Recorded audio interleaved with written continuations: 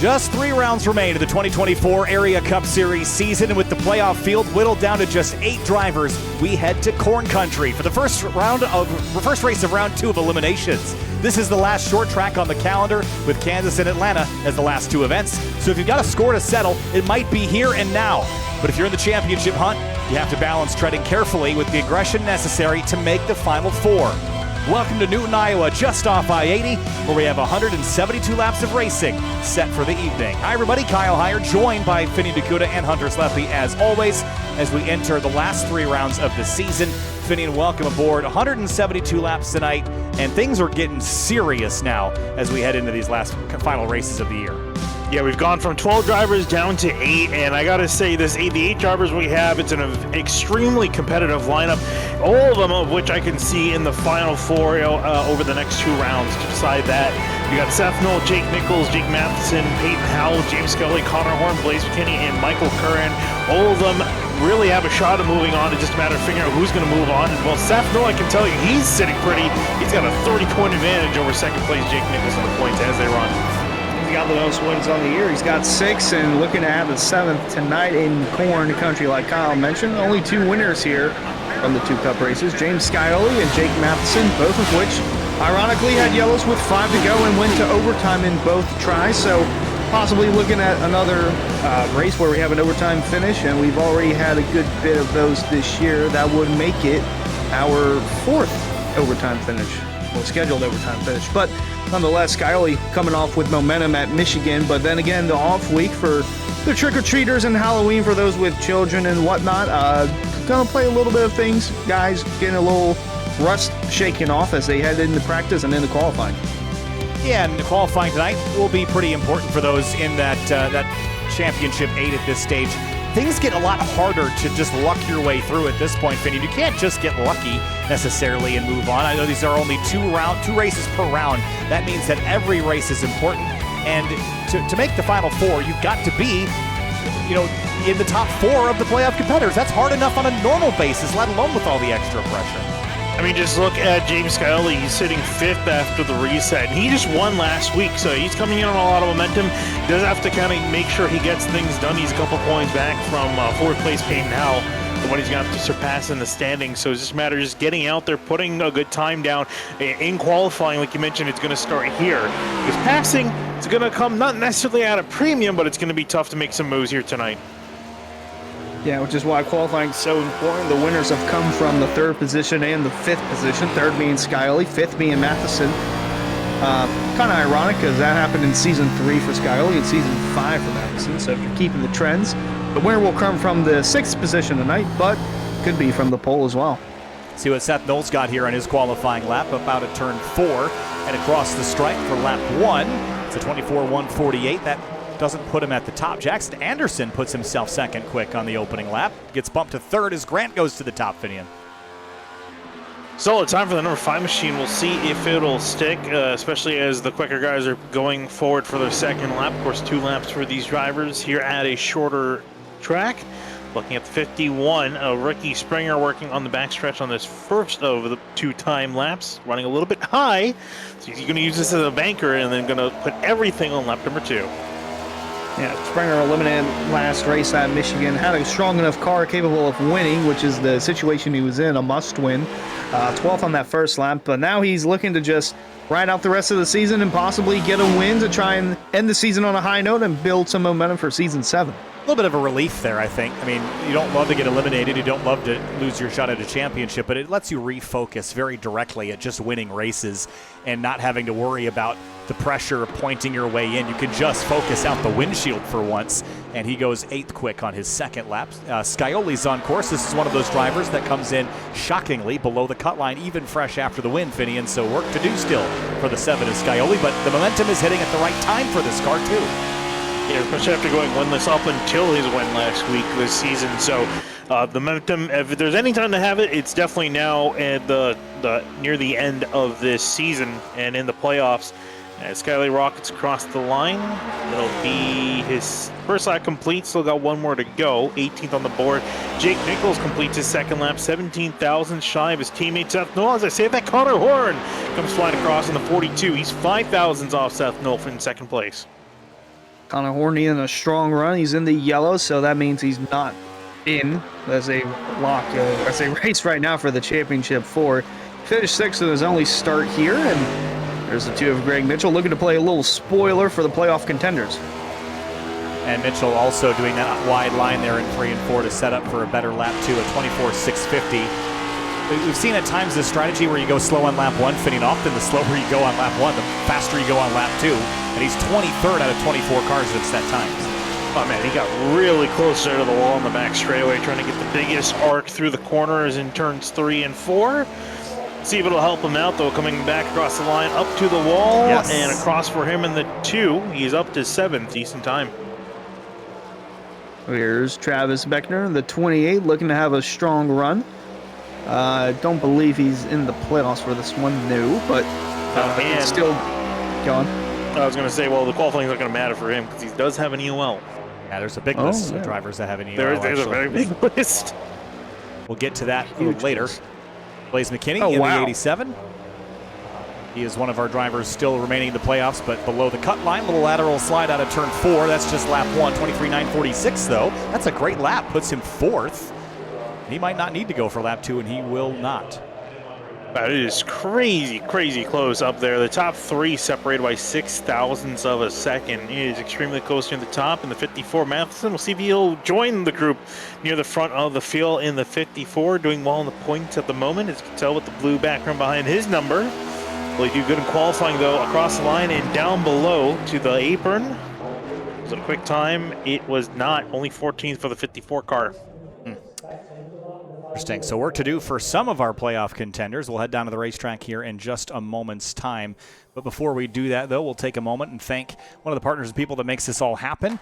Of course, that is Central Mobile Homes, which is our starting grid sponsor. If you're looking for a small or large home, a new shed, or a Triple Crown trailer, look no further than Central Mobile Homes. They've been proudly serving Florida customers for 28 years with a plethora of small and large home floor plans, shed designs, and Triple Crown trailers. Available in LaBelle, Okeechobee, Clewiston, and Sebring. Head to CentralMobileHomesInc.com to get started today. And for race fans, make sure that you subscribe to the Area iRacing Twitch channel. More on that here in a moment, because as a subscriber, you'll have Area iRacing emotes to use in the chat, and you can earn double channel points that you can use to redeem for free merchandise for just $5 a month. Join today, and you should join today, because we still don't know quite yet what the plan is for broadcast for the Area Cup Series next season, or what vendor will be doing it, because we here at SimTV are stepping down and away from a bunch of our commitments for 2025. So you should subscribe to the Twitch channel so that you don't miss anything, because it will always go there, even with a different vendor. So keep that in mind. Twitch.tv/Area iRacing. As we have a moment here in warm-up, let's have a look at some of the drivers giving us perspectives into their rigs this evening. One of them is Travis Beckner, giving us his look in that Hendry County car. There he is. Looks like he's jamming out right now. Maybe jamming. We've got Ricky Springer. Not jamming. Not jamming. Connor Horn is not there. Jamming off screen. Brett Punkari, he's jamming on the racetrack. And my personal favorite, Michael Curhan, always leaves us some notes, and I love this. Kyle's leaving Area Broadcasting to run for president. He has my vote. Hashtag Take America Higher. Wait, what about me? What the heck? Vice president, at least? You're my running mate. There we go. I'll take that. Am I the speaker? I don't see why not. Finian, can you say okay, good? Okay, good. Good. All right, we're all set. Oh, boy. You know what I'm really excited about is that tomorrow I have many, many streams that will be distracting me from all that. Oh, so, yeah. I'm off work, so I got nothing else better to do with my life. Avoid the internet. That's what I suggest. How's everyone doing? It's been a week. We had a week off. How's life, Finian? It's been good. It's been good. It's been chill for the most part. Can't complain. Hunter, can you complain? I've been, well, when I'm playing Call of Duty and I'm an hour deep into a session with everybody else, I can't complain, but that's been about it. The new Call of Duty is fun to play, but it has its perks and it has its disadvantages. Well, we took a week off. We mentioned some EOLs, and we've got Well, we'll repeat this list here when we get into the grid order, but Garrett Grant, Ryan Swan, Lewis Foster, Travis Beckner, Nathan Jump, Jonathan Oates, Ricky Springer, and Robert Colgan. And the drive-throughs are Justin Bondurant, Landon Cardullo, and Jeremy Miller. So that's quite the list. We're going to have a lot of single-file drivers at the tail of the field for the start of this 172-lap race. Yeah, quite a few. And actually, although from the looks of it, we only got about 4 of the EOLs actually in servers, so it'll only be 4 of them near the back. And as far as for the drive-thrus, I don't think any of those drivers are here, so it's not going to be as many drivers as we would have thought. It's a long list of drivers, but not many of them here. I think there's only about 28, 29, maybe 30 guys in this field. Yeah. Just about. And I think for some of the drivers, it's going to be maybe a little bit easier than if it was a little bit more crowded on the track. And especially for the drivers in the playoffs, if you wreck out and make a mistake, you'll lose out on less points with the smaller field. Especially in this format where every position matters, every position's a point, so want to limit the mistakes, especially in the closing races. They're including tonight, only 3 races, and really can't afford to have a mistake in this one because then you just set yourself up for failure at Kansas if you're a must-win. And then Atlanta, well, that's an unknown. We've only been to original Atlanta once, and that was back in season 1. Completely different era, completely different group of drivers, so a lot of unknowns as far as that goes. But Iowa, the one fact that we do know is that we average about 9 yellows, so probably a good bit of yellows in this race. Maybe you see it early, start to thin out, and then, like I mentioned towards the end, we might see green and white checker. Both races had yellows with 5 to go, which resulted in an overtime restart. Yeah, lots of action coming up tonight, I would suggest. And track temperature 93, air temp 74. It's a nice, I guess you could call it a fall day. I don't really know what day it is anymore, in general. Well, in the sim, it's May 15th. Well, it's always May 15th, isn't it? It's like the Polar Express. It's like 5 to midnight the entire time. Oh, boy. A bit too hot for hot chocolate. I would say so. It's been unseasonably warm here in Chicago, too. Like, it's been in the high 50s, low 60s for weeks now, which is abnormally warm for Chicago at this time of year, but not complaining. Let's head down to the racetrack with our starting grid presented by Central Mobile Homes because it's about time to go racing here. 30 drivers on that grid, and we'll kick things off with the front row. And it is going to consist of Seth Knoll in the number 1 playoff competitor above the cut line. Connor Horn below it. He starts second in that number 42. Moving on back, last race winner, James Scally is going to be rolling off in 3rd. Next to him, Blaze McKinney. He's lined up in the 87 and 4th. He needs a good finish for tonight. And behind them in row number 3, it's Jake Nichols in the number 73 in the blue. That means he's above the cut line. Andrew Payne starts 6th in the number 70. And behind them, it's Michael Curran lined up in the 24 car, rolling off in 7th place. Next to him, it's Beckner in the 28 car. He's scheduled to start in 8th. We'll have to take an EOL to the back. Greg Mitchell starts 9th in the number 2 Ford Mustang. Adam Cabot rolls off 10th in the 07 Chevy Camaro. Next, we find Bailey Turner lined up in 11th in the 25 machine. Next to him, 52 Paynell. He's going to be rolling off in 12th. And 13th place, Douglas Newbigging in the number 71. Jake Matheson, 14th in the 54. Moving on back in 15, we find Jonathan Oates in the 45. He's got an EOL. We'll be dropping to the back. Phil Groner's next to him in the 11. He's rolling off 16th. Max Service starts 17th on the inside of row number 9. Brett Puncari starts 18th in the 35. Might as well copy and paste this row because both these drivers starting here, Gerger and Ricky Springer, they're going to be dropping to the back, but scheduled to start 19th and 20th. And Reese Schaefer in the 97 starts 21st place. Ed Scherer Jr.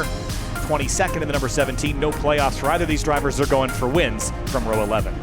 Jackson Anderson, he's lined up in the 83 car in 23rd. Next to him, Seth Berger. He's in the 77, lined up 24th. In 25th place, it is Ed Robertson in the number 64. Tyler Nichols starts 26th in the 41. Back in 27 is going to be Nick Silver in the 99 next to Emerson Arden. He's in the 57. He's going to be rolling up in 28th. And 29th place and 30th, last row on the racetrack. Cameron Hearn and David Weishart bring up the rear of the field. Don't see either of those two cars on the grid. I think we saw Weishart bail out for one reason or another. Cars are on the racetrack here, guys. Time to make our picks because I am last in the points. I'm going to make a pick, and you're going to hate me but I am taking the one I need some points. So Seth Knoll it is. Whoa! That Inchmain is hitting the wall there? Travis Beckner? What is, no, he's doing the EOL. Never mind. Yeah, he shot up there pretty quick though, didn't he? Yeah. It looked odd. So you're going to go with the one. I'm going to go with the car behind him, his teammate, James Scioli. We might get the pace car. Oh, look. No. They got 3 laps. I feel like the lights usually come on. They do? I don't know why I didn't, but they usually do. I saw Carter Coop the Hey man, lights off means pace car in this lap. That's the rule. Pace cars had a little bit too much to drink, or the driver, I should say, has had a little bit too much to drink. This Had a universe. whole off week to get that done. Are there drunk drivers in Cars universe? I'm glad we chose to start it off with this. Yeah, right. I'll say yes, but far away from the actual drivers. All right. I guess it's just public intoxication, right? I guess so. I don't know. You should ask a lawyer in the Cars universe how that would work out. But before we go green, I am going to pick the 42 Connor Horn. He was pole sitter last time we were here at Iowa. I think he's going to take it home, get his first win of the season. We'll see how that pans out. Field gets their tires, brakes warmed up here. Kind of drives like a speedway. Kind of drives like a short track. It's an interesting blend of the two characteristics, and I think we see certain drivers kind of rise to the top in this kind of track.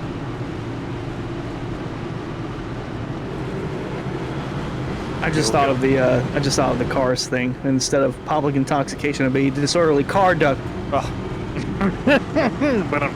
I just have to say that "Take America Higher" is an unbelievable slogan, and if I ever do run for president, which will be never, I will use that, and I will pay him a 0.2% of my fundraising. I say you use it at Grid Life. Why wait? I don't know what you use it for, but use it. I should run a CBD stand. There you go. No, just offer him a role on your staff, like Department of Education or something. Whatever one he's least qualified for. Let's start there. That kind of seems to be the case as of late. Anyway, pace car is about to roll off, and it's 172 laps, about an hour and 8 minutes of racing. If we go green from flag to flag, it's time to go racing in the Area Cup Series. Playoffs continue from Iowa. Green flag, and we're underway in Newton.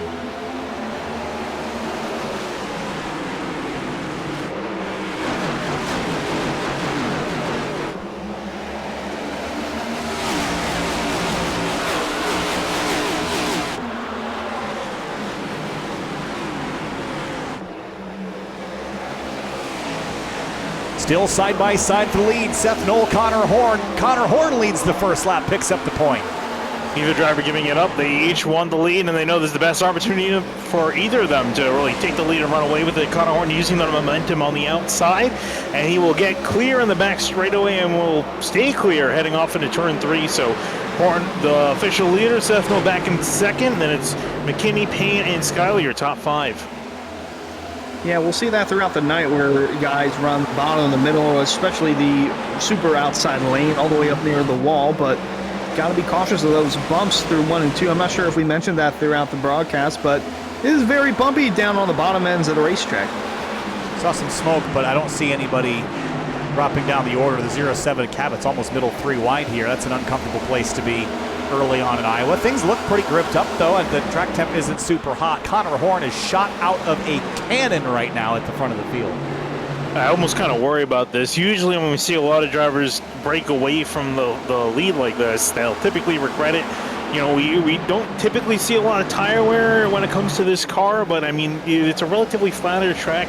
It's going to be demanding a lot out of the tires. I just have to imagine this could potentially hurt him later on. Yeah, running about 0.4 of a second faster than second place Seth Knoll, kind of buying his time. Connor Horn 24.03, Seth Knoll 24.399, Blaze McKinney 24.4. Andrew Payne in the 70 up on the outside of Curhan there in the 24. There's Matheson in the 54. And moving up steadily here, and is he going to shoot middle 3 wide? That's a risky place. Watch this bump right there, center track, bam. That's the big one that Hunter was mentioning, Finian, and it is an abrupt transition down there. Yeah, it catches a lot of people out, especially when you have the car, so much load on the car. What was it? Andrew Payne looks like he's trying to pull out for position. Not sure if he had an issue or it was trying to let some cars by, but let quite a few cars on by. Drops back to 12th with that one maneuver. I was going to say he's been running really well. Paul started up in 6th. His highest finish of the season was 12th. Trouble. Emerson Arden slides but saves it. And I wonder, the bump caught him out. We do the Hendry County Motorsports Park replays. We can take a look, and I think he was loose before it. Yeah. To the old Kyle Busch skateboard grind on the apron there. He was intimidated by the Henry County Motorsports Park car that was outside. Product placement.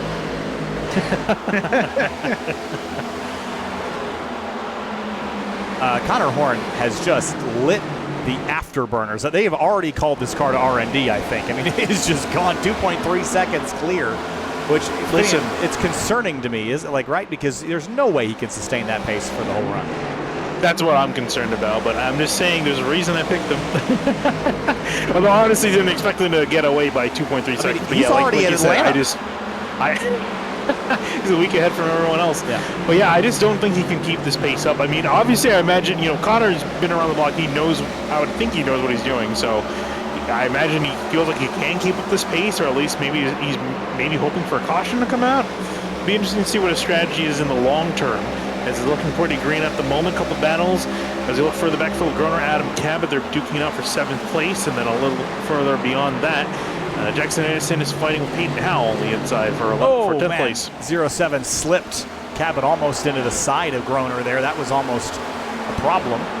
And for Michael Curhan, defending champion, you don't want to be on the back foot leaving here, Hunter, so it's kind of game on. He's got to make up some spots here. Yeah. If you're Michael Curran, I mean, you don't want to be on the back foot, but definitely helps that he won last year at Kansas by, 9/1000ths of a second over Jake Nichols en route to his championship. So got that in the bank where he knows what he's doing on the 1.5 miles, but so far so good. Just keeping a clean nose as he's closing in on the bumper of Groner for 11th, and the lap times starting to notice 24.37 from Horn that last time through, 24.58 from Knoll, and 24.64 from Scioli. Things have single filed out for a little while here. This is the best battle on the racetrack at the moment between Groner and McKinney. Groner not in the playoffs. McKinney, like Curhan, is in, but below that cut line. Groner having a fantastic run, started 16th, up 10 spots to 6th, though he's on a climb forward. And at the moment, Blaze McKinney on a slow climb backward, started 4th, is back in 8th. As he's trying to find a place in line, we'll just get ahead of Jackson Anderson, who's still in a fight with Adam Cabot. And just behind them is Peyton Howell, the lowest running of 8 drivers in the playoffs. So all the playoff drivers doing fairly well at the moment.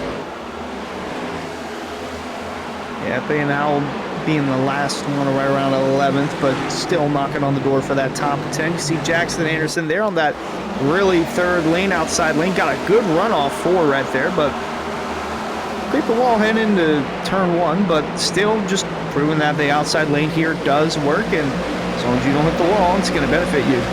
Yeah, he's been impressing me tonight, Jackson Anderson has. He's had a really good evening in qualifying and everything so far. And, yeah, I mean, just the race has gone pretty well. Didn't really have the best qualifying, but he's made up he had a for good it lap already early, I guess, is my point. He was early on. He went like 2nd, and then just fell from there. But pace is there, I'm telling you. Pace is there, big question is, can he keep it? Same thing with Connor Horn, who's still expanding his lead, almost 3 seconds now, and continuing. As Seth Knoll and James Scully, they kind of set off to try to chase him on down, but time will tell if they'll even be able to here as you're approaching the first complete 20 laps of this race. The leaders, for the most part, starting to single file themselves out and get into a bit of a rhythm here. Yeah, this right behind the 51 of Ricky Springer, on board with Bailey Turner in the 25. Springer still working that second lane in. Gonna have a nice run on 13th place, Greg Mitchell there, but Bailey Turner running his own race as his teammate Connor Horn continues to lead it, 2.8 seconds in front of Seth Knoll, and the times starting to get somewhat close between the 42 and the 1. 24.69 that last time for Horn, 24.65 for Seth Knoll. That was just bringing that graphic up to show that things have started to quickly slip the other way. That time they were sort of equal, but I don't think Connor Horn's going to be able to maintain this pace forever. But this race has gone green, so that's good at least. You don't want the yellow to kind of erase your progress. And maybe he felt like he was confident this race would have a lot of green running, so that's why he has elected to go a little quicker here, Finian, to grow this gap. Oh, Emerson Arden has got a spin on the back straightaway. Had to struggle More like over there. Yeah, he's been really struggling with turns 1 and 2. And I think he's also not been helping by him entering low. He's really demanding a lot of the car. The car just can't quite give, especially with how bumpy it is down there. That was a slow spin, too. Yeah. Just could never get the traction back in the tires. So he's back on the track, still racing. He's still 28th, a couple seconds away from being lapped down. But looking at Ricky Springer at the moment in the 51. Had the UL is back up through the order and trying to work on through. He's just inside the top 10 as he gets around Blaze McKinney.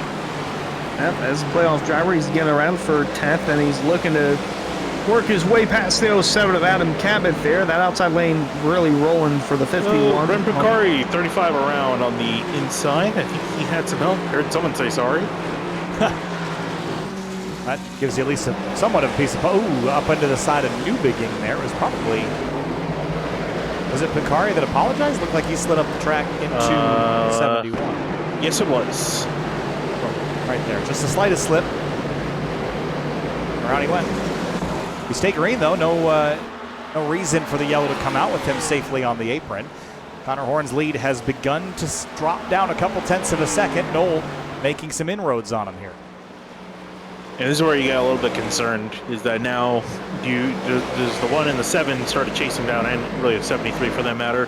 Basically, little solo filler drivers, are they going to start to chase him down? Or is this Connor Horn backing off a little bit? I would think it's more the others, just trying to chase him down. They're starting to kick up the pace. Yeah, see when they cross the stripe here, lap times update. Connor Horn ran a 25.01 that last time through. Seth Knoll 24.80. Oh, watch Kyle, the 07 really tight to Peyton Howell in the 52. That was almost exactly carbon copy of what we saw a lap ago with the 35. Yeah, that could have been disastrous, but Cabot backed off. Peyton Howell went a little bit more defensive in 3 and 4, trying to stick on the inside, and I think he might try to lead a little bit more defensive line there. You see him look low. I feel he's probably not necessarily doing to get past 51, but just try to keep the 07 at bay. Tire wear's been an issue for some of these guys, at least throughout the field, and especially for the 42 of Horn. That gap really diminishing now, 2.2 seconds separating the 42 and the 1. Cabot trying to hold 4th, well, not really 4th, but just trying to hold his own ground. Jackson Anderson, Ricky Springer, and that is Peyton Howell in the 52, fighting for 8th. Ricky Springer car got put in a tight spot there for a moment. Yeah, he did. He pushed up 83 almost into the wall, was able to get past, so was Peyton Howell and Adam Cabot. Anderson starting to drop a couple of spots, but Springer now up in 8th. Howell trying to chase him down for 9th. We'll have a look to the inside as Cabot does the same on Anderson. Springer rolling that outside still. Peyton Howell keeping it tough on the bottom.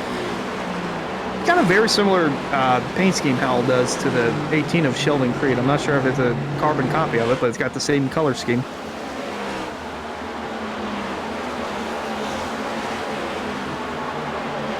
A lot of side-by-side racing here, guys. And Hunter, you noted something also about the tire wear. We're down about a half a second, which feels like a lot for the next-gen car at an oval. We don't really typically see a lot of time fall off, mostly just performance and handling, even though the times end up being pretty similar. So there is notable fall off. I don't know if it's enough to pull any kind of overcut strategy later in this race, but it's something to note. Yeah, I was going to say, I'm not sure if there was some update to the car or not, or at least to this track with the tire wear, but it's been noticeable, not only just open, someone just almost spun out up on the road. I'm not sure who that was, but Emerson Arden again. That's his 3rd time, and I mean, it's... Same spot, too. Wow. Yeah, whoa. I have a feeling way up there. Not a fan of Iowa. This time he entered too high. Got to find the Goldilocks line. He was up in the marbles there.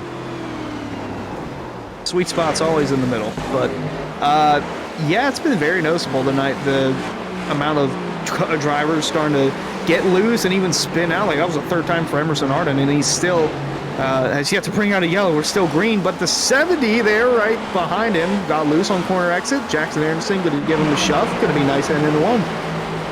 Interesting to note that Connor Horn's lead is falling quickly. It's 1.1 seconds now. But, oh boy. Cork in the bottle.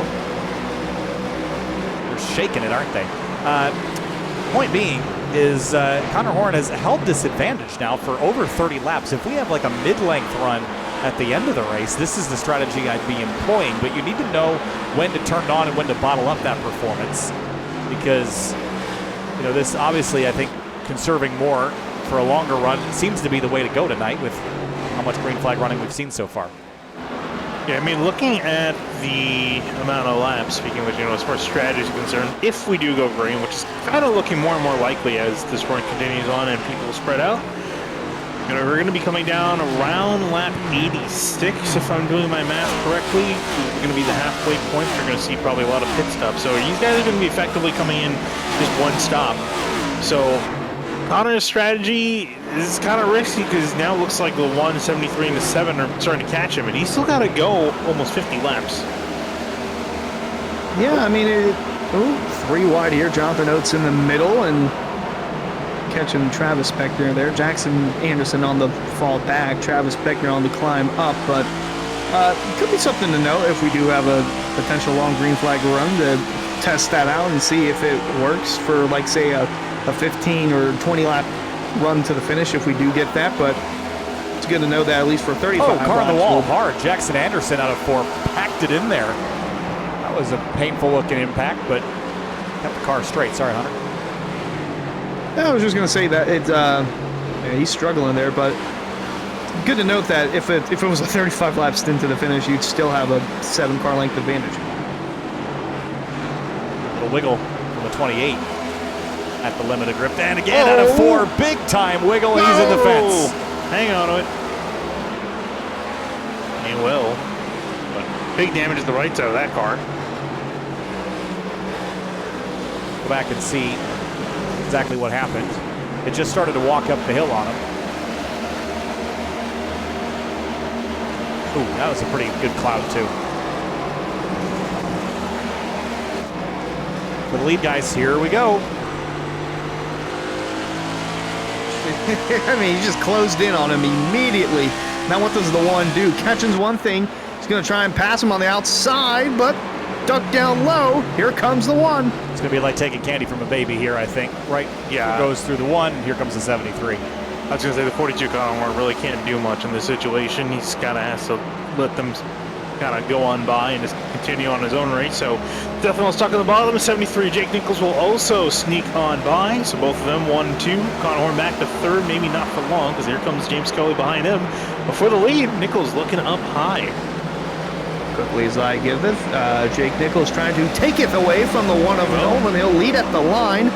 So the 1's going to settle back in 2nd. Connor Horn still trying to fend off the 7 of Skyly for 3rd. And over there in the back, you saw the white car on the outside lane. Jake Matheson, he's up to 5th.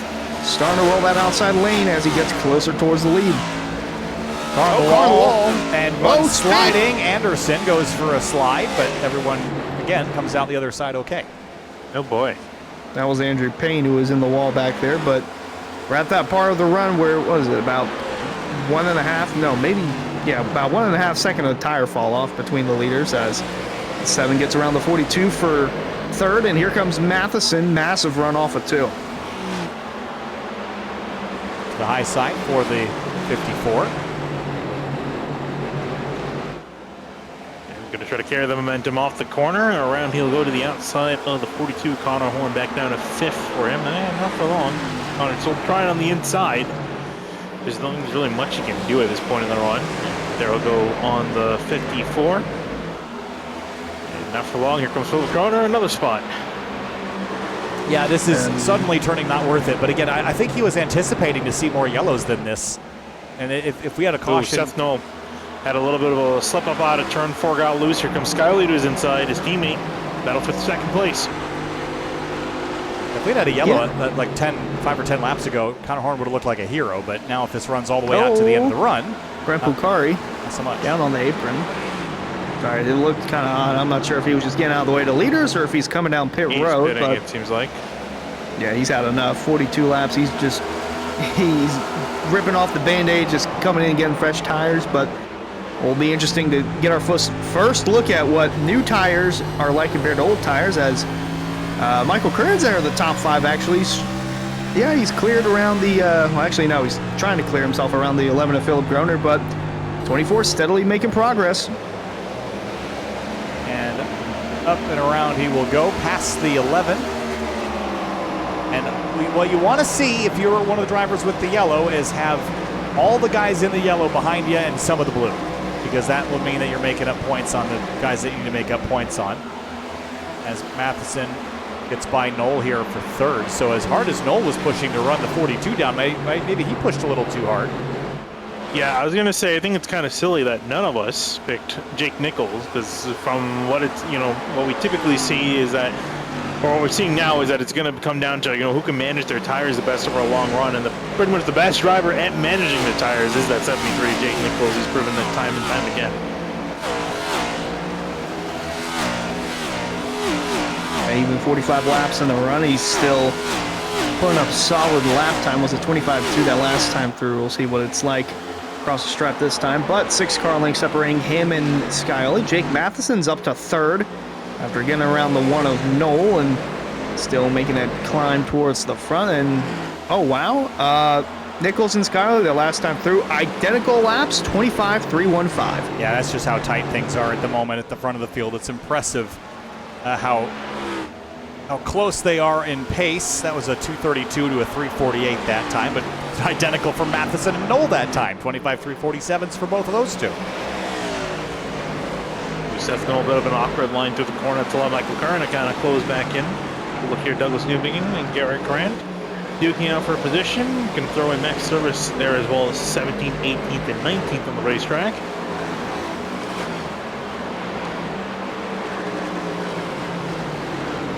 Service there right in behind the 71. Sees the door open up to the inside, tries to get the throttle down. Douglas tried to cover it off, but Service just fires it down in there. Pulls the overlap. You got to see his tire twitching, the left front tire. You can see twitching left, right, left, and struggling to grip the car. And I think this is what a lot of these drivers have been struggling with. There's not that much rear grip as much as they would have liked. A lot of drivers reporting it slippery, as looks like Everett Shearer Jr. coming down to the pits. This feels early. Looks like it. This is early. They should be able to make this on one stop. I would think they should, from my estimates, they should have more than a few. But if you were going to split it into 2, this is probably when you'd be in the window for a 2-stop. Yeah, this would be the window for a 2-stop in the next, pretty much from here to the next 10 laps. But it's just one of those things where it's like, is it worth it? It might be, especially because you could just push the rest of the way. I don't think it's worth it, but I think there are circumstances mid-race when it could work out for you when the yellows fall. But I don't know if it's worth that risk necessarily. Because it is a long pit lane. You're spending 41 seconds down there. But it is going to only get worse from here, and we're already seeing some drivers start to struggle with the handling. They've at least had to back it off in a more conservative run. Let's say that here comes Michael Curran battling out with Philip Groner. Groner on the attack. Yeah, these two have been going at it lap after lap. Curran's still trying to clear him for the top 5 spot, but he's not going to be able to do so. Car next in line behind him, Connor Horn, still running in 7th, about 2.7 seconds back from Jake Nichols, but he's being reeled in by the 52 of Payne out. At the front, Jake Nichols still leads over Scioli, about a half a second between the two. So for a 1-stopper, you're looking at 91 is the halfway point, yeah?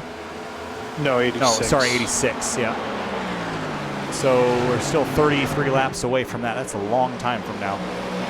It is a long time, but the time, you can keep the pace up. It's not that far off, so it's kind of one of those things where it's like, is it really worth it? Ricky Springer is feeling it's worth it. I see him calling out that he's coming down to pit lane on the in-game chat. So he's had enough. He'll be down in the pits. It's a definitely interesting strategy, and this is barring any yellows. But Grams Curran looking to take over 5th and tries to fully complete the pass. Sorry to cut you off. He spun out in pits. Well, that's not going to do you any good. This is a difficult pit lane to get onto. Doesn't look stoked about it. It's not. I mean, I wouldn't be. It's not a style competition, unfortunately, down here.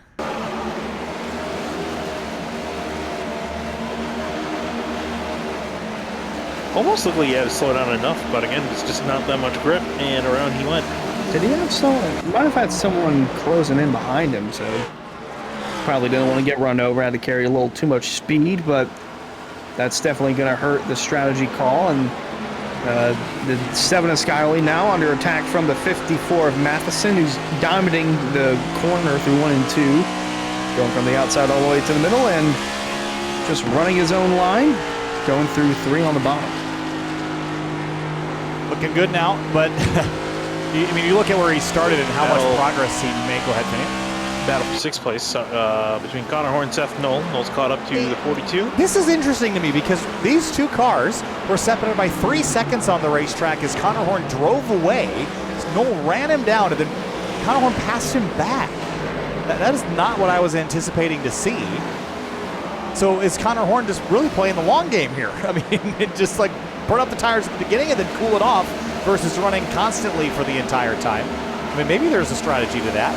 Maybe, but I don't even know if Connor Horn's really playing that because he has been struggling with everyone else for grip. So it's not like he's got extra grip and he's kind of purposely running slow to maintain it. But he's struggling with everyone else. But he's I don't want to say he's slow to the bleeding, but he's kind of managing himself a couple seconds off the leaders. He does need to kind of make sure he manages this for the next run as Ricky Springer is trying to find a way around his fresh tires. Same thing with Nick Silver. See him enter the fray. So they're trying to find their way through this battle. There they will go. Now there's the lane on the top side. You can see the difference in tire grip. Oh my gosh, it's like he's not letting off the gas. I mean, it's that much of a difference visually. They try to navigate their way through the guys that have still yet to pit after almost 60 laps. Oh, Connor Horn. He's coming down. Yeah, I kind of figured he would. He seemed like he would try to pull off a 2 pit stop strategy. He led the opening 36 laps of this race. In the 24 since, he fell down to what was 6th place. He started this race in 2nd, so that was a net loss for him over the course of that run, as you predicted, Vinny.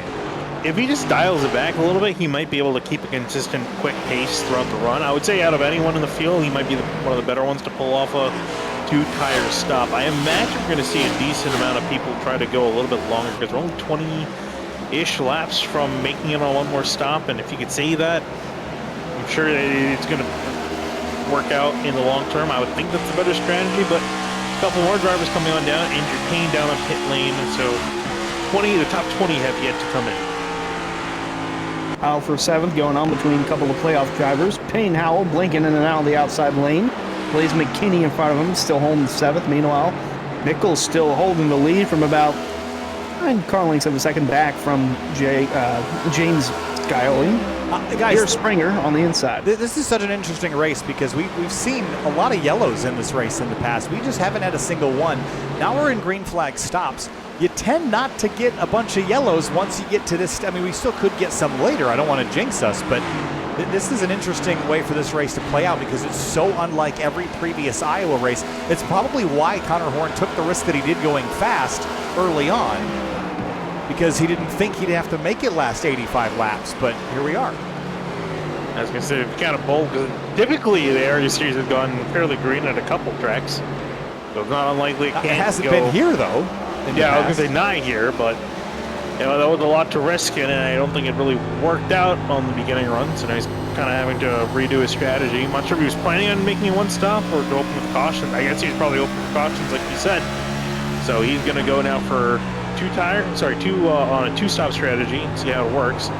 Jake Matheson battling Michael Curran. Curran on the inside, Matheson to the outside, side by side off the corner. There's Seth Berger as well. He's a lap down. Yeah, battle for third still heating up between the 54 and the 24, as you mentioned, Berger and trying to get around the lead lap cars, but don't want to play too much of a factor. It is two playoff drivers at the end of the day.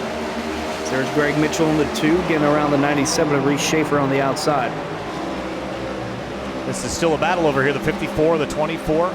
Curhan's long run pace has looked really nice. I know a couple cars have sort of pitted out of the way, but Michael's done a nice job with this. And remember where we're headed next week, guys, Kansas, where Curhan had an epic battle with Jake Nichols last season. Yeah, that was a fantastic finish. Could very much see that happen again. And he won that race too, right? I believe so. Curran, yeah. Yeah, it was 9 thousandths of a second over Jake Nichols, and that was so fast they pulled that stat up. All off the dome, off the dome. Like it was Larry crucial. It was very crucial to his route to the championship. I'm not sure if it was in the second to last round or not, but it was very I believe crucial. it was. Very crucial, punching his ticket towards the championship 4, in which he won the championship in Chicago in a great fashion with Jake Nichols again. So this time, though, the 73 looking to punch his ticket in, still leading after almost 70 laps. Still have yet to see a yellow, and you mentioned it, Kyle. We do average a lot of yellows here. We average 9 yellows for about 40 laps, and we've yet to see a single one so far. Lap 69. Oh, spin Peyton Howell in the wall, and that changes everything. Yeah, right in the the strategy middle out the window of the pit cycle, and it traps about half a dozen cars a lap down too. So yeah, his car is destroyed. What on earth happened? That's what we call a commentator's curse. Yeah, let's go back and look at the Hendrick County Motorsports Park replay. He was up out of the groove in 4.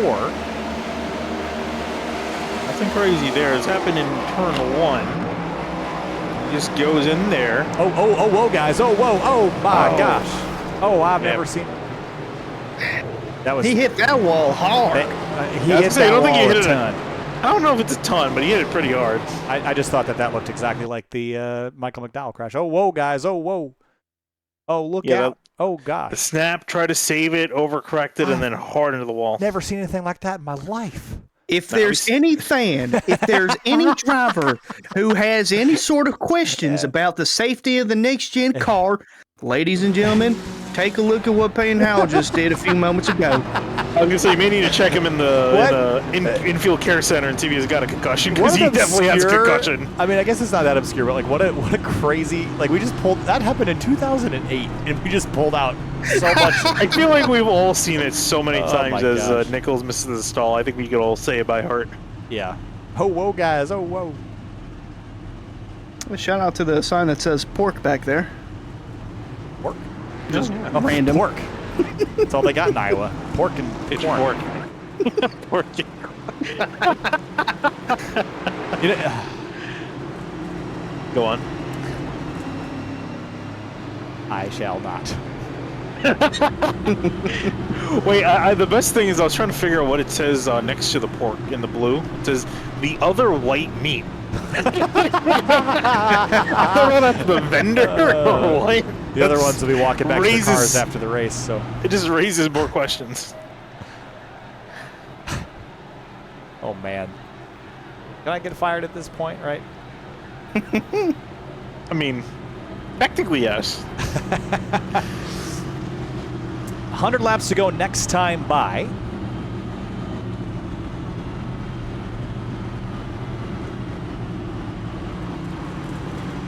All right, let's reevaluate where our picks are. Mine is P4. Finian. I don't want to talk about this. And Hunter. I want to talk about the pork again. Oh, my pick's leading. Well, I was hoping you wouldn't notice. That's why I asked the question.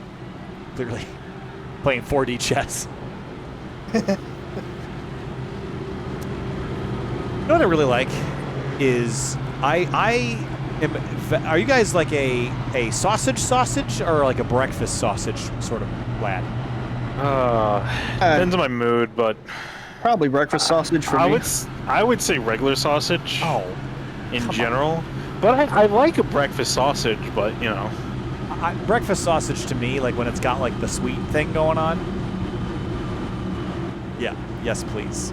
Eat it too. But But on a regular basis, I prefer regular sausage because you can have that at lunch and dinner, or for breakfast if you choose. I feel like states that make their own corn have to be pretty good at livestock too, right? I mean, I would hope so. Hence where the pork thing comes from. I mean, what else There are it they is good again. for? Oh my gosh. Finian I hates say this as a Iowa. New Yorker. Finian hates Iowa, confirmed. If you're from Iowa, Finian detests the place that you live. Just saying, I grew up in cities, concrete jungle, all that. There's a Louis C.K. joke about someone calling him out for throwing a candy wrapper on the ground, and they said he was littering. He's like, what? It's not littering. This isn't the environment. Like, what do you do with trash when you have trash? You throw it on the pile of trash. New York City is one giant pile of floating garbage. He's not wrong. Not wrong. This isn't the environment. I love that. I will say, the one time I went to New York to see the Statue of Liberty in 2009, there was a floating tire and a shopping cart in the middle of the, I think it was the Hudson River. I mean, hey, listen, the fish has got to get their groceries too. I was running through a local park last month, and there was just a motorcycle in the pond. It had just been dumped there. Like it was not like their motorcycle has been in the pond for like months. It was like at 4:30 a.m. I was there at like 7 a.m. Like 4:30 a.m. someone dumped a motorcycle in the pond, but like only like half into the pond. Didn't conceal it. So anyway, we're past the half, almost to the halfway point. We've just passed. Wow, 100 laps to go. Here we go. 97 now, I think. Green flag. We're on back underway. Getting my mind out of the gutter, and Scioli leads us into one. Hopefully, I think that train wreck of a reason. It's still going. This train wreck of a call belongs as a second caution because it was the biggest wreck of the night. Now we'll see. We might get one here. Blaze McKinney was looking the middle 3 wide for just a second between Seth Noel and Michael Curran. He's stuck behind in 4th. Michael Curran a dive to the inside. He's looking to gain some spots. We talked about his long run pace, trying to see if he has the short run pace to get maybe to the lead. Yeah, we haven't talked about Jonathan Oates all night in the 45. He's starting to make his name known inside the top 10, knocking on the door of a top 5. I think he was one of the guys that got bailed out from that caution, was running about mid-pack, but he got put in the right place at the right time, and now he's trying to get along the outside of McKinney for 5th. Oh, see, everyone just got fresh tires now. They can just turn left in the middle of the corner and go more left. That's not how it'll work. 30 laps into the run. Noel goes way up high. Nichols to the bottom. Curran and McKinney going to go 3 wide with the 1 car maybe for a moment. Not quite out of 4. Here's the interesting thing, guys, is that from this point on, they can theoretically make it to the end of the race without having to pit once more. Yeah, I think I doubt they will do that. Yeah. But they, without much saving, they could theoretically make it. Just a matter of if tires last 100 laps. I kind of don't think so. Well, there were guys that were pitting after 40 laps, so I doubt that. Also, we probably might see another yellow, not that the first one's been out. So could come from right here where Travis Beckner is on board with Max Service in the 81, running in the 18th spot. He's got battles going on in front of him. Ricky Springer trying to get along past the 28 of Beckner for 16th. He'll do just that. Field beginning to spread out just a little bit in the few laps after the restart. Connor Horn, remember he got trapped a lap down with the wave around there and is now P15 with 20 lap old tires. This is not working out in his favor, Finian. Yeah, he's definitely going to have to come down another time. Fuel side, just with the tires as well. He's going to need to pit once more. So look at him potentially 50 laps into the run. So looking at maybe around lap 20-ish or 120, he's going to be coming in. But for the lead, Seth Noel, big dive on James Scioli to get ahead of him, and he will do so off turn 2. So if we're holding the 1st, 2nd, and 4th positions as we take a look at the send that the one had. Scioli didn't fight that too hard. That's what you get when you have teammates up at the front. You might get, a little bit of Martinsville magic, let's call it. Is that what they're calling it now? Too soon? We like what we're seeing. So that we makes still got one of 90 them. laps. We still got 90 laps for someone to quote unquote have a tire going down. I didn't watch the race on Sunday, and I was just so confused trying to catch up with all the things that happened. It was so chaotic. I'm still not entirely sure, but I struggle to follow it. So I'll tune in next week and see which driver crashes the other 4 and other 3, and we'll go from there. Wait to see if the truck championship is as chaotic as it was last year. Oh my God. When everyone was like, this is ridiculous, this is stupid, why are we doing this? This is an embarrassment. And you're like, yep. We like what we're seeing. We do. The only bots that are hating it.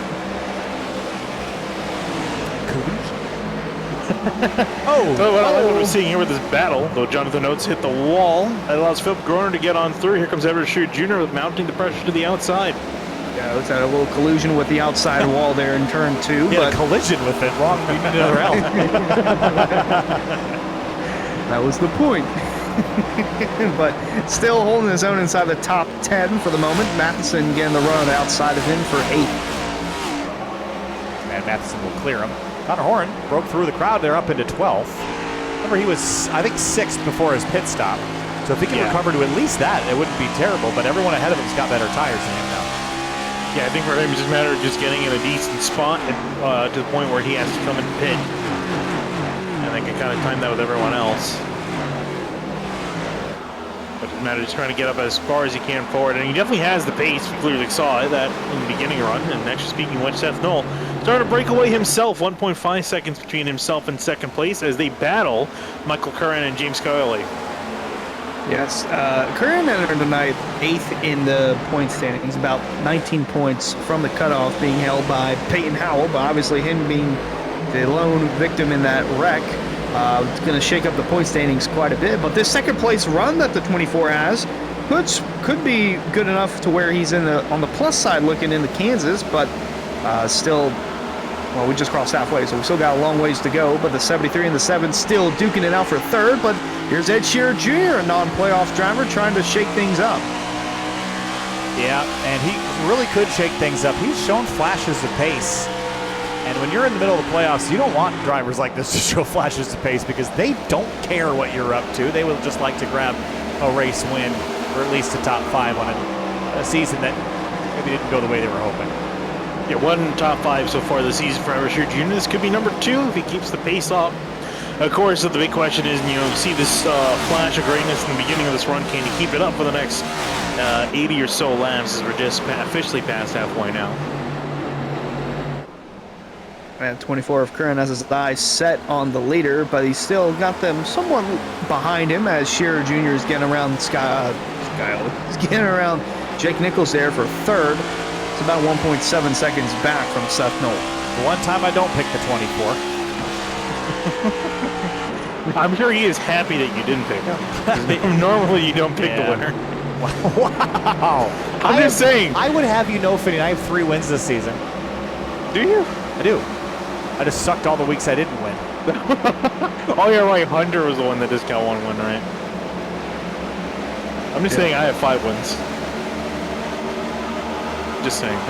I just love it in the background when we were talking about our livestock and corn conversation. One of the admins says, you'd think other ag states would have good livestock, but Nebraska exists. Yeah, I saw that too. I just wanted to know what happened in Nebraska to Carter. Apparently just existing is enough. Where did Nebraska hurt you? Why is this one Kansas and this one is not Arkansas? America, explain. Oh, boy. All right. I was going to say, Seth Knowles feels like he's in Arkansas. Almost said Arkansas. 2 seconds up the road. But why is it not Arkansas, though?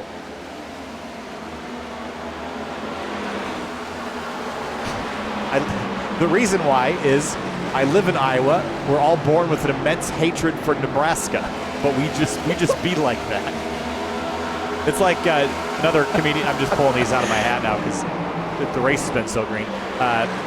Nate Bargatze has a joke about he grew up in Tennessee and all they learned about in school was Tennessee and the 3 states around him in case they attacked. Well, I guess I could say it's a similar thing with New Yorkers in New Jersey. Yeah. We have no reason for hating New Jersey, just that it exists. New Jersey's awful. See the other New Yorker. I mean, it just is. Good battle for the lead here, guys, except for Seth Knoll, who is just checked out. But this is the mistake that Connor Horn made in the first run. I'm surprised that Seth would repeat that, kind of knowing what happened the first time. Well, remember that if we're talking about potentially you could make it to the end on one run, the single stop they made on the caution, kind of unrealistic. So you're realistically looking at a 50-lap run. So if Seth Knoll manages the pace outright, he might be able to time it where he can just push the last few stints. They don't really need to save a whole lot of tires, and maybe that's probably where he's trying to come at. And then I guess he figures if he keeps enough of a lead going, it'll be enough by the time the rest of the leaders catch him. So look at Travis Beckner. He is battling with Ricky Springer. It's for 16th place. It's a little bit of a bump on the front straightaway. Full love tap going into one, and I wanted to throw my 2 cents in and my hypothesis for why Arkansas is pronounced the way it is. It came from Quapaw Indians by way of early French explorers. So I had a feeling that the French had their claim first, and But then that's just the spell way it it is. differently. I have other opinions on it that I will not say. They should just take the S off the end and put a W. They really want to call it Arkansas. Hi, guys. I was just going to point out that we were just watching Travis Beckner battle Ricky Springer. This has been a nightmare season for Travis Beckner. It has just not gone well. Comes into this round buried in the point standings. Again, not a playoff competitor. P19 in the standings, and it has just been a series to forget. Only 2 top 5s, and the last one he had was at Sonoma back in August. So it's just been a really tough year for him. A number of finishes outside the top 20, a handful outside the top 30. Things have not gone as well in this series as they have in others for him this time.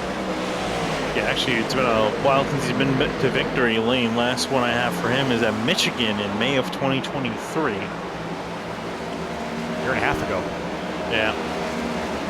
Yeah, it doesn't look like he might be able to get another win tonight. He's running in the midfield. That was tight. Blaze McKinney and Ed Sherrod Jr. Yeah, I think Ed Sherrod Jr. We're starting to see him now drop to the back. We saw him work really well in the beginning part of the run, and I think he went a little bit too hard, a little bit too quickly. McKinney taking advantage of that. He's still going to send it on the outside lane, but the 87 going to try and clear him on corner exit. He'll do just that. But behind him, though, the 54 of Jake Matheson holding himself comfortable in the 8th position. Bailey Turner and Jonathan Oates round out the top 10.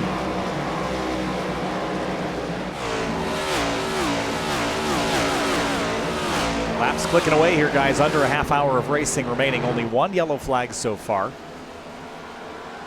And Kurhan and Scioli setting themselves up well to gather some points. Jake Matheson, not so much. Connor Horn, and specifically Peyton Howell. Howell's in real trouble because he's going to enter next week's race at Kansas with a lot more on the agenda than just finishing. Yeah, he's going to find himself in a deep hole considering the rest of his competitors are doing fairly well. I mean, the lowest running is Connor Horn in 13th. So he's going to be put back quite a bit. So he's going to really need to perform at Kansas. That's going to be the next thing for him.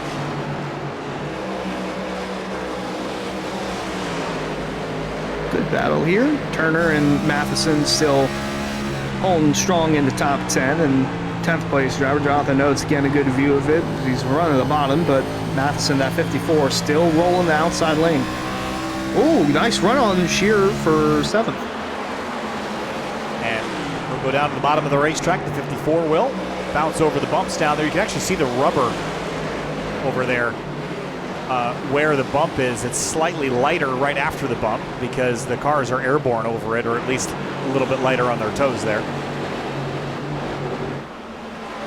I always love being able to see that detail in iRacing. Yeah, it's kind of fun.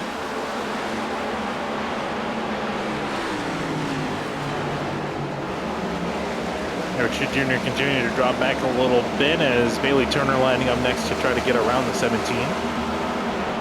Kind of look to the inside. And Richard Jr. mentioned one of the first drivers we saw come down to pit lane to try a two-stop run to the end. So I wouldn't be surprised if we may see him be the first on pit road in this cycle.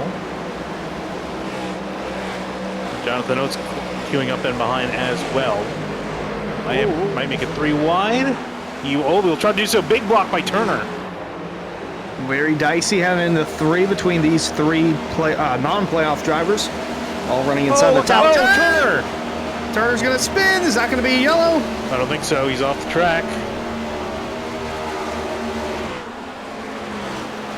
And he will rejoin, and we will stay green. He just got loose, and around he went. That was all it took. Yeah, tried to push a little bit too hard off the corner. It's 2 guys charging in behind. Fortunately, it puts him back to 21st place. Garrett Grant, the big winner in that. He enters the top 10, and he can still pick up a couple more spots because these 2 still duking it out. Shearer on the outside. Oates sliding up from the inside. Garrett Grant's got a nice run. Might send it in for 9th, and he will. That got really tight, and it's still tight. Garrett Grant, by the way, what a night he's had. UL at the start of the race, and now up to 10th spot.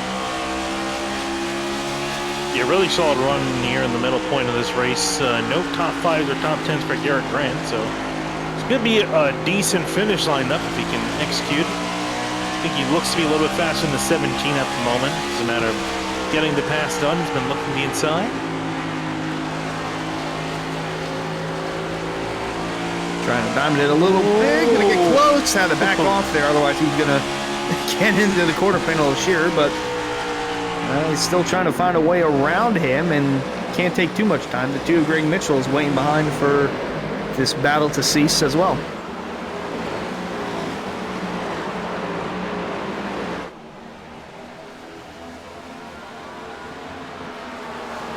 What are your thoughts on pit strategy here, guys? When do you make this final stop? We're 60-ish to go now, and that feels like maybe a little long for the optimal run here because we're only 41 laps into this run. So maybe 10 laps from now splits it right down the middle, and then you've got good tires for the end of the race. Yeah, I was thinking we're probably going to see some guys come down in about 10 laps time. It's a matter going to be when we're going to start, who's going to be the first one to kick it off. I would imagine probably drivers like Connor Horn, Everett Shearer Jr., Ricky Springer, they were the first ones to take it last time by. So they might be the first takers on this run.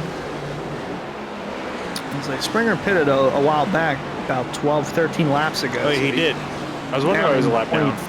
24th now. He just moved past Seth Berger. But as far as the rest of the guys, maybe go another 10 laps. Try to split the run between about 50, 52 laps and at least give yourself some time to use the new tires to your advantage. You don't want to wait too long and then not have the advantage in track position. So there's that. But like I said, the only 2 times we've been here, we've had a yellow with 5 to go. So if you're feeling superstitious, wait till the very end.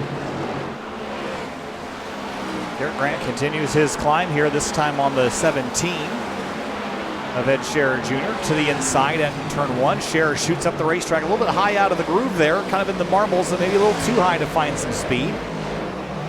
And we never really saw this upper groove formulate. We have in the past in 1 and 2, but it doesn't seem like there's a lot of grip up there, and we're not seeing people utilize that upper lane like we did early on, Finian, before the marbles got laid out. Yeah, you got to be really careful up there, just because any little bit. We've seen a couple drivers. Oh, I mean, it's, look. I mean, I'm not going to say I'm a prophet of any sort, but I mean, read a little bit too far in the script. Yeah, I was going to say all it takes is just have to be a little bit offline. And as I was forming that sentence, saw the example right there on the track, but Shearer Jr. will keep on going, but I imagine he's probably thinking of coming down the next couple laps. I would have to imagine. Oof.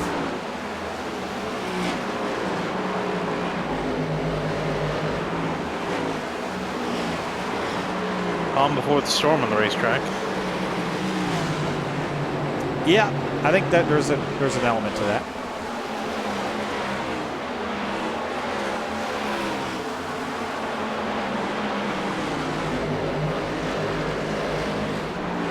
clicking off laps at this stage. Only 20 minutes of racing left. This is flying by tonight, guys.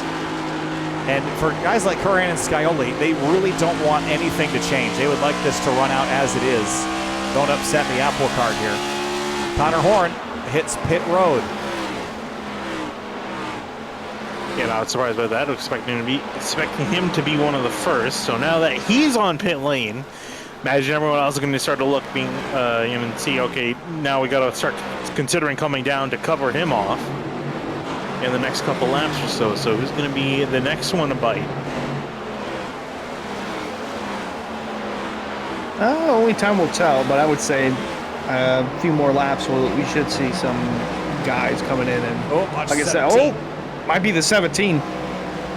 Still working the wheel there in 1 and 2. It's slippery up there past that rubber transition about midway up the road. It's not as clearly defined in 3 and 4. He is drifting in 3 and 4, and he will try to come down. He will miss pit lane. Oh, does he really? Oh, and hit the barrels. That was some Fox camera work there. Sorry about that. Let's go back and do this again. Yeah, just Similar to what we saw with Springer, but oof, much more violent end. That wasn't enough to bring out a yellow either. no.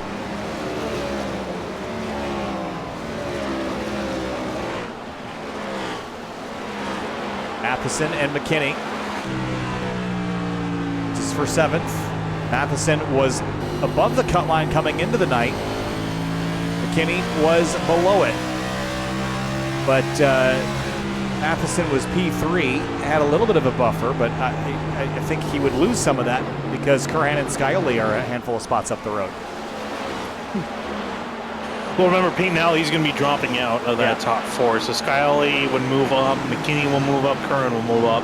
Connor Horn at the moment will move down, as well as Peyton Howell. I thought it was kind of going to reshuffle. So it is going to tighten up a little bit near the front. Of course, for McKinney, I think he's going to be hoping he needs to get up there in position, or just hope that the rest of the top 4 have some sort of issues between now and the end of the race. Still a good battle nonetheless. 7th and 8th up for grabs. McKinney 7th. For the moment, Matheson trying to gain ground on the bottom in 8th, but that outside lane proving too strong to overcome. And closing in on the battle for potentially 6th up here. Jonathan Notes actually is coming down pit road. He's going to spin Into the runoff area, just like the 17. He's going to choose not to try to loop it around. He's going to take the access road. I don't know. I would have just pit, probably. Yeah, I would have just looped it back around, and he could have not had to get a black flag. It's going to cost him more in the long run.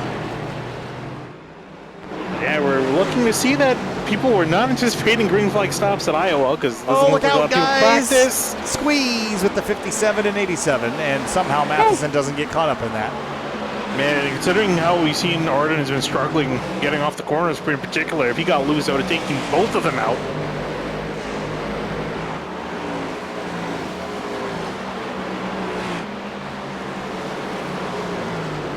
And go by the pit lane entry this time. None of these guys want to come just yet. Nichols continues to eat into Knowles' advantage now. It's 0.6 of a second.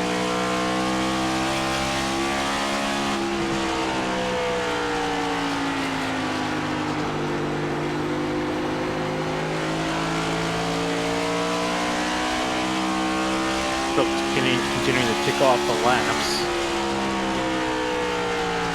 And obviously at some point, you can't stay out there too long. If you're going to pit, you need to make sure you have enough laps left. And I see some smoke and some tire marks on the racetrack. I feel someone might have had an issue. Cherajun? Oh, he was out from the crash earlier. Oh, I don't know. Thought I knew, but I didn't. Jackson Anderson, he got a little bit sideways in turn 2. Nothing major. Oh, just driving a 3,500-pound car sideways. Nothing major for sure. Nah. Listen.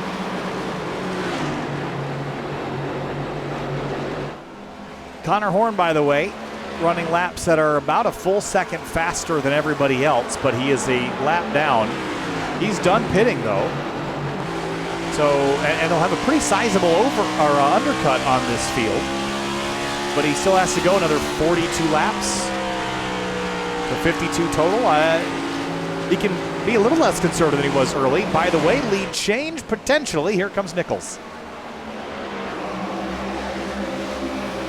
And on 3 will try to go. Not quite. Duffnell still keeping it. Lap car of Nick Silver on the bottom. Go ahead and talk about Nick Silver all night long. That was the first time his name's popped up other than the grid read. It's been an unremarkable night.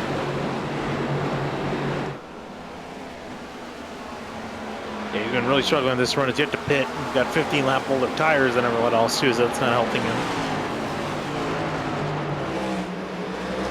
Strong run on the outside, not going to be enough, but knocking on the door of a teammate there. To the outside there. In 3 and 4, we've seen drivers employ this more successfully than they have in 1 and 2. There's 45 votes on fresher tires, and he's a couple of laps down, so I think he'll gain from this particular battle. As you start to tick off more laps, I'm really kind of wondering if we're going to see everyone try to stretch the tires here, because I feel like if you're going to pit, you want to pit by now, because less than 40 laps to go, you're not really going to use up a lot of the tires. I mean, I suppose when Connor Horn ran that really fast first stint, what was it, like lap 40 something that he lost the lead? Yeah. So if you get the last run down to 40 laps or under, you know you can push as hard as you can without having to back it down. But now we're past that.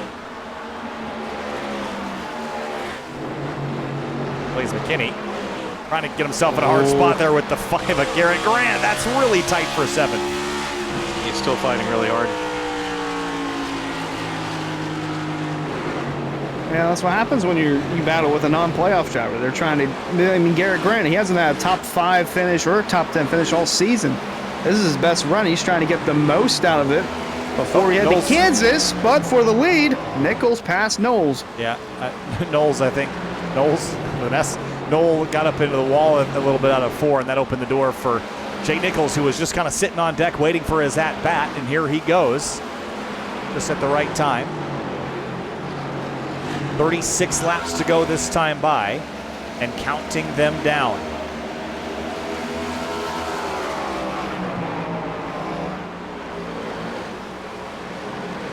Yeah, it looks like, I feel like now everyone's kind of made their bed now, for those that wanted to stay out. If you come in and think too late to really extrapolate anything from it. Connor Horn is still trying to make up some ground. But he's got a lot of distance to make up. He's still 1 lap down to the leader. He's in turn 4, and the leader, they're just past front straightaway. Whoa.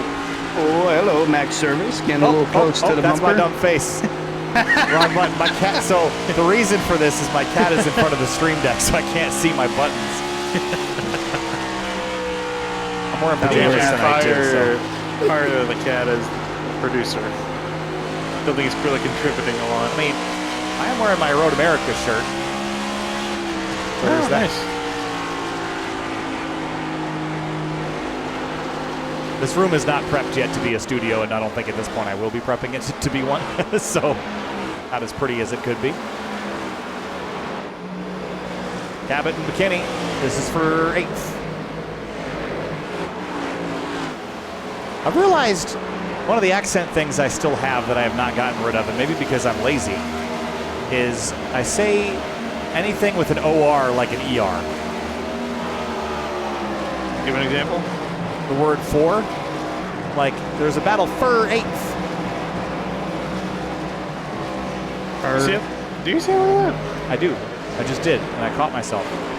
Huh. I haven't really noticed it. Or, I mean, I guess maybe sometimes I do it.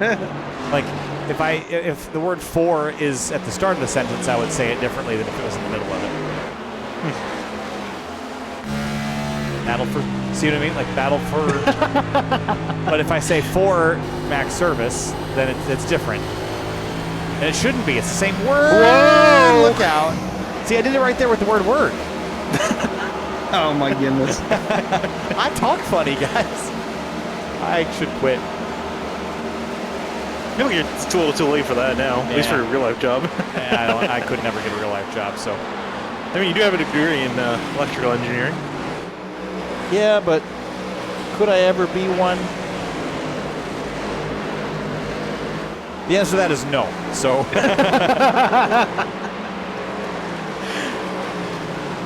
Depends on what's right for you. I think it's. Ooh! Whoa, Beckner! Beckner! See ya! Oh, Keep it up the wall. Oh, Oh my crash. gosh! And big one in turn one. Well, I have no clue what he was doing there. I was not expecting that. That was not on my bingo card. Connor Horn is stoked because I think he's the free pass car. He hit that car a ton. What happened there? He lost it coming off of 4, but at this point, you gotta back down. You're in the grass. You're in the runoff.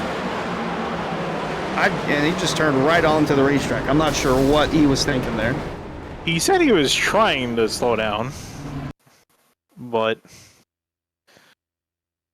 We'll go on board and listen, but man, this is.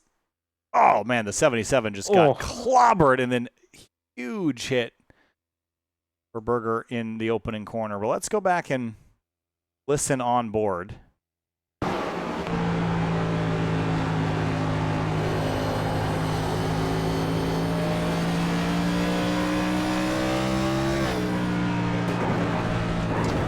got loose. Try to save it.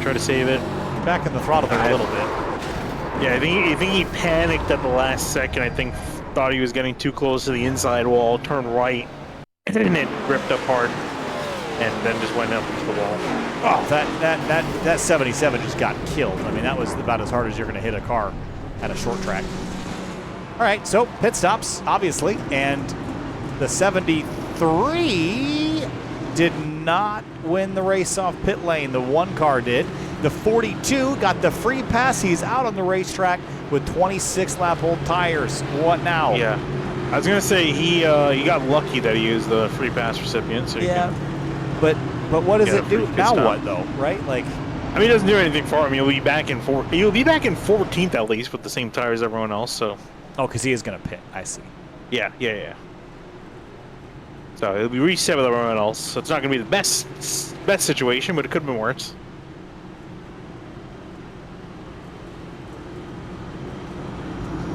Denying cautions. Well, we still got time to get at least 5. Don't know if we'll hit 9 unless we start racking them up now like we're doing, but I feel like there's a decent chance we might. yeah, this one only the second yellow of the race. Anything's possible if you just believe. Is it? I think so. Well, it depends on what you want to achieve.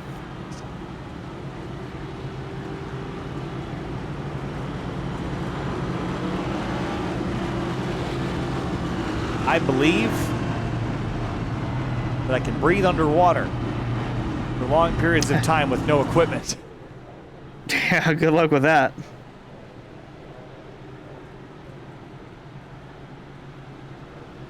Tell you what I believe in. Our replay sponsor, Henry County Motorsports Park Racing is back at Henry County Motorsports Park. Join us on October 26th to see Cruise late models, UMP open wheel modifieds, factory stocks, and more. Tickets are $15 for adults with discounted prices for seniors, teens, and kids ages 5 and under are free. Come and see racing at the southernmost dirt track in America, located in Clewiston, Florida, off of US Highway 27.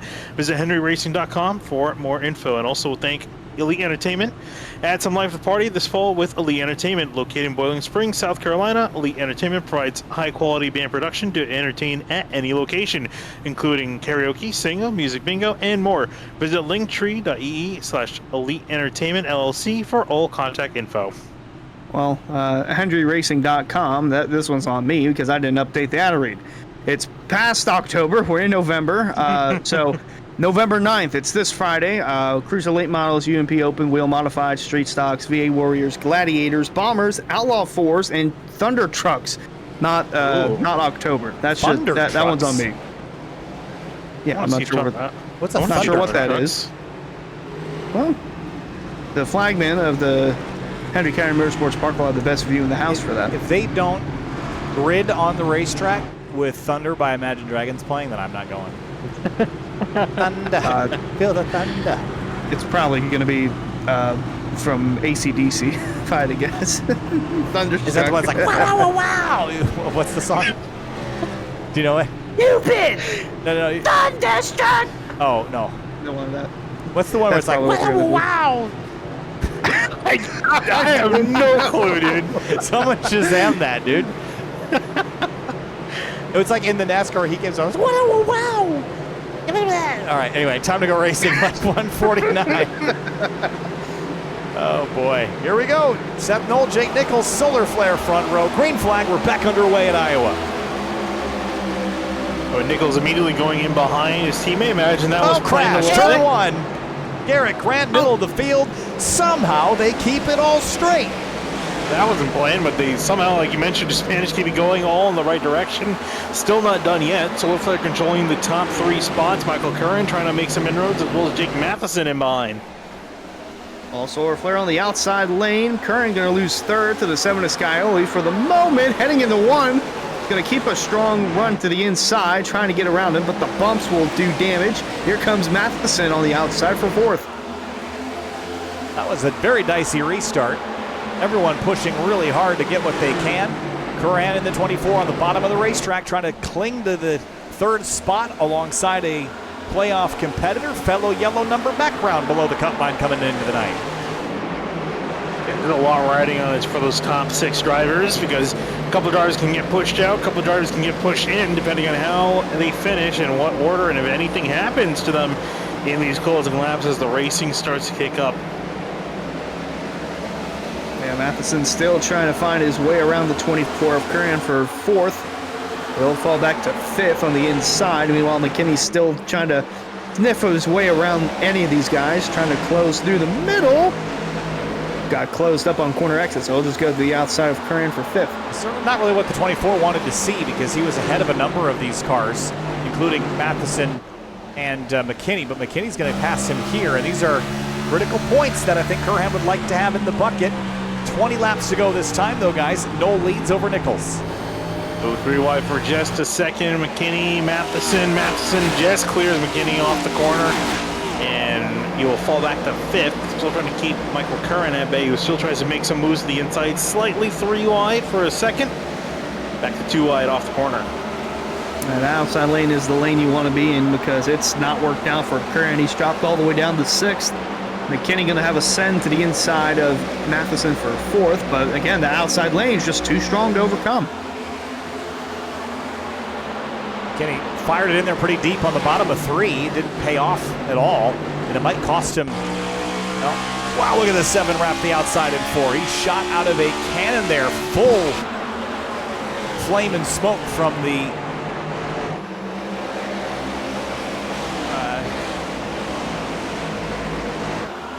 the wheel is still imperfect. So maybe you can finish that sentence. So was the rest of the world. So was my brain. Plays McKinney, he's trying to use his brain to find a way around Jake Matheson for 4th. Nice transition. He's been trying, but no real path in sight. Especially with the top 3, Zorfo is controlling this race pretty well at the moment.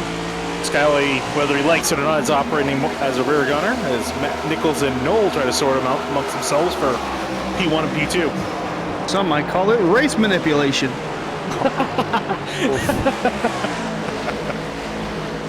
Don't worry, it's just bots that are thinking that.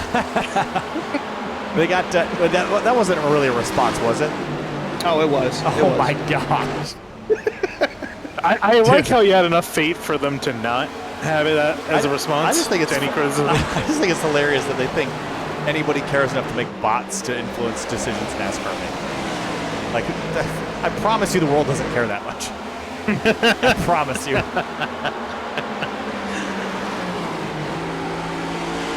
$14 to go this time by. Seth Knoll versus Jake Nichols, 2 of the juggernauts of this series. Nichols in the past, Knoll as of late. And also if he can get win number 7 this season. Nichols trying to see if he can slow that down and get himself win number 3. And like you mentioned, effectively the 2 best drivers this season. Winnow gets a poor run off of turn 4. Nichols getting better and better runs off turn 4. Actually looks to the outside in turn 1. Yeah, even though it's just teammates battling out for the win, I'm pretty sure Jake wouldn't mind locking himself into the championship round in Atlanta and not have to worry about what might go wrong in Kansas. But team standing side of things, 1, 2, 3 on the track, pretty good.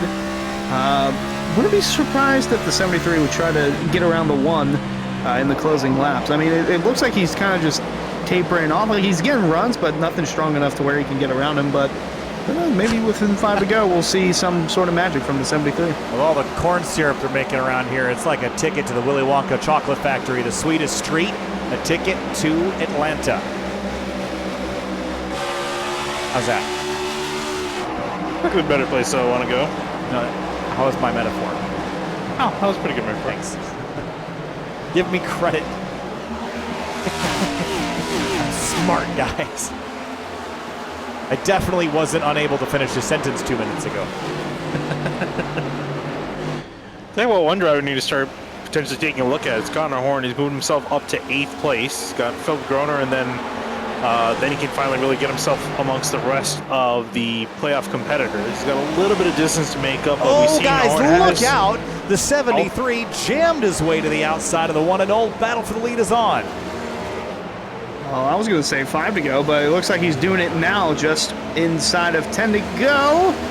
He's got the run on the outside, but them going side by side, it's reeling in the 7 of Skyley, the 54, and Matheson's closing in. We might have a 3 or 4-way battle for the win at some point. Losing fight, though, for Noel on the bottom here. I don't think he's going to be able to cling to this for too much longer, and he cannot. Nichols clears him. Now Seth goes to the high side, see if he can return the favor. That's the best chance he has, really trying to get back to the 73, and he's got a big run off turn 4. Will use the momentum. Looks to the inside for the dive, but I don't know if he'll be able to keep it going on that inside.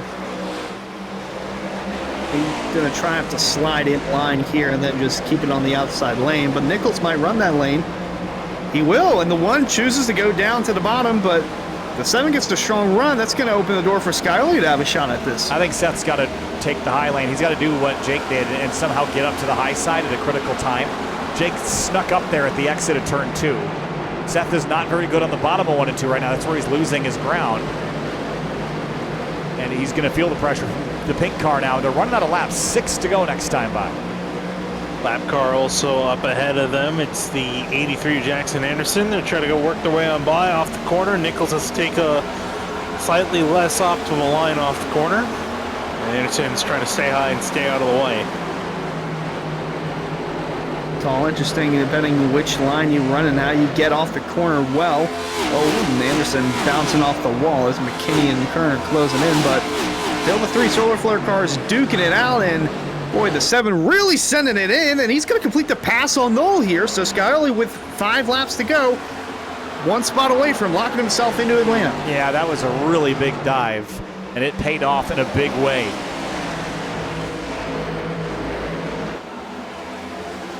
Well, I guess, if you really want to go forward as far as collusion's concerned, Seth Noel's the best driver at the moment as far as points. He's 30 points ahead of Jake Nichols, so as long as he has a decent finish tonight, he's going to be more or less locked in heading into next week, depending on how many drivers we have.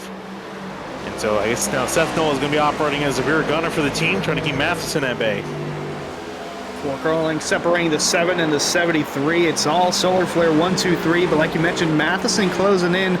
And here we go. This is outside, right around the top 10. Reese Schaefer, Adam Cabot duking it out. Look out, Connor the 42 Horn. slides across the nose of it. That was almost disaster there between those 2. Yeah, Horn doing everything in his power to keep that 8th place. He just needs as many points as possible. Can't afford to lose a lot of points. Reese Schaefer, he doesn't care. He's just going for a decent finish. It'll be one of his best finishes this season. Ooh, tight side-by-side battle for the 8th position, and going to be tight here on corner exit, but they keep a relatively safe distance between each other. The outside advantage goes to Horn, and they'll carry that into 1. They're so tight, and Nichols is just seconds from picking up a white flag as these two spar for 8th place out of turn 2. Here comes Jake Nichols in the 73. White flag one more time around if they can get there before any yellows, and they will. Yeah, white flag in the air and no real contest in behind. Really, the big thing to look at is between Connor Horn and Reese Schaefer. This gets ugly coming off of turn 4. And they're still duking it out for the 8th position, but Oh, whoa! This battle is going to come all the way back to the checkers up front, though. All that for a Jake Nichols win. He'll pick up another, and he will lock himself into the championship round at Atlanta. Jake Nichols wins at Iowa. Schaefer and Connor Horn are going to come to the checkers side by side. Horn will steal the spot by just mere thousandths, 8 1/1000ths. That was tight. That was a lot closer than Connor Horn would have liked it to be, I can tell you that. Yeah, and he won't. Given the pace he showed early, he won't be satisfied with an 8th place, but it'll have to do tonight. And for Jake Nichols, just the 3rd win on the season. But this one at the right time propels him straight to the season finale. He's the first of our final 4. And his last wins came at Sergio Villeneuve in Montreal in September, and Charlotte, which was another 1.5-mile oval, very similar to Atlanta, that we're headed to soon, back in July.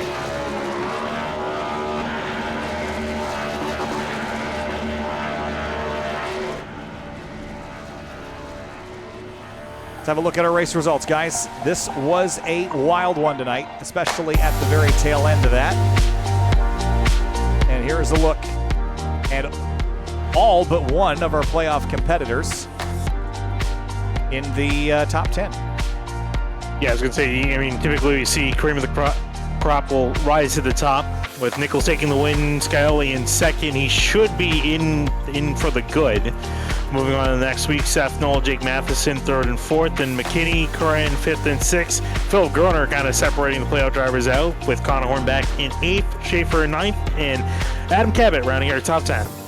the Max Service just missing out on a top 10 in 11th. Greg Mitchell 12th. Garrett Grant had a top 10 run going, but that last restart screwed him over in 13th.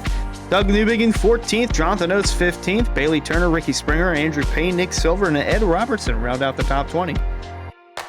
Good runs there for those drivers as we look down from 21 to 30. Emerson Arden, despite the challenging start he had, ended up P21. Then Jackson Anderson, and then of course here's where the disasters start coming. Travis Beckner, Tyler Nichols, Seth Berger caught up in that crash at lap number 144. Brett Bucari, Peyton Howell out in the crash earlier. Cameron Hearn, David Weishart out. Weishart and Hearn never took the green in this race tonight. Let's talk to our top three, and it is Seth Knoll that comes home in third place. Seth, tonight you led a big chunk of laps, 75 of them. You were my pick to win this race, and man, it seems to be my unlucky pick every time I go with somebody. It seems to, it's not a bad night, just not a win. P3, decent night. Take us through it. The first run of the race, we all were kind of super saving, trying to save the tires, and then it got to a point where we were all dying no matter what our tires were. So I don't know if y'all caught it. I basically self-spun during that run, but once I self-spun, I figured some things out long run. I tried that on the second long run, and it killed the tires the way I wasn't trying to. That was when Jake got by me, and the last run was just us going 110% the whole time. So all in all, a good solar flare night. Sucks TK got wrecked. We could have had 5 really good finishes tonight. But all in all, good night. Seth Knoll comes home third at Iowa. Nice job. I appreciate it, boys. And second place tonight was James Scioli, and came into the night below the cut line. You're going to leave here likely above it because of the issues for Peyton Howell and because you finished second. This is a great night for you tonight. James, take us through your evening there battling your teammates at the end. Yeah, great night for the team again. Really cool to have just another 1-2-3. It's been kind of us battling up at the front. It's been really fun, really clean battles, and just really happy about that. Pretty fun race today. Only 2 yellows, which was nice, and it was pretty sketchy loose, especially on the long run. So you could kind of drive like a hero at the beginning, but if you didn't keep the tires on it, you were just going to fall like a rock after about 30. So just kind of keeping the tires on it all night, just being disciplined, knowing that I came in below the cut line, just needed to have a good run. Obviously want to win to lock myself in, but just need to have a good clean run, no issues, don't get myself an EOL or anything, and just leave with max points possible, and then try and do the same thing again next week, and hopefully racing the same teammates for a championship.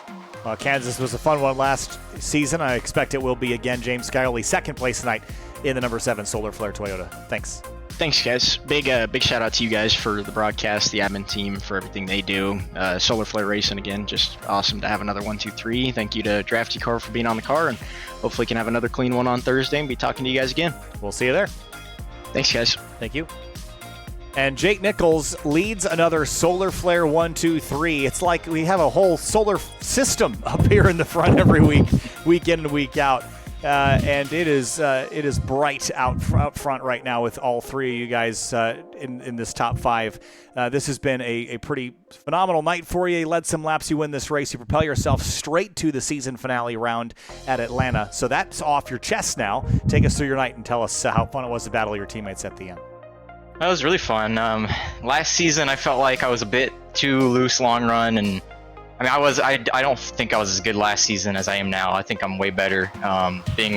Just racing more series and another league at the same time, just you get a lot of confidence in this kind of car. And tonight it just felt perfect. I knew I had the long run pace, and it just every single time we got to the long run, even just the mid run, we showed up and we're just pulling away from everybody. And man, it's great to have a 1, 2, 3 with the team. James, I mean, in reality, the best case scenario for points would be James getting the win, but second place, you can't, I mean, there's not much better than that. So trying to get all 3 of us in the final 4, that's a great way to start this round. And Kansas were pretty good. I mean, we had the photo finish with Curhan last season after a green flag race. So if I can have that pace again and bring it up a tier like I felt like I have been lately, then you know, we might see another win in the 73 camp. But overall, great night for the team and a really fun race overall.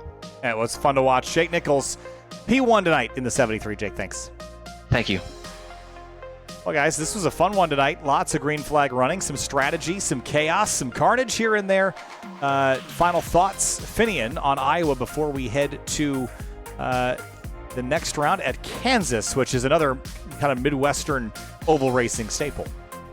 Yeah, I was going to say, fairly slow pace for the most part. We saw a lot of guys just trying to save their stuff, save their equipment, and then a hard push there at the end, a hard-fought battle, especially amongst the Solar Flare drivers, who I think will be probably having an eye on for this championship fight. So I think there's more sign of things to come, but looking forward to seeing how things are going to play out at Kansas, especially if it's anything like what we saw last season.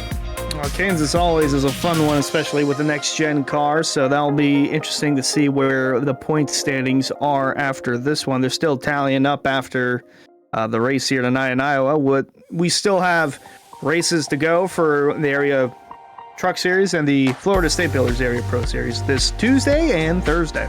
Yeah, lots to go on this week, so make sure you tune in for the rest of the week on all the things that we're doing, because we've got plenty more action for you coming your way. And we'll see you soon here on Sim TV. Kyle Heyer, Hunter Sleppy, Finny DeCuna, bring it to the action, and we'll see you next time.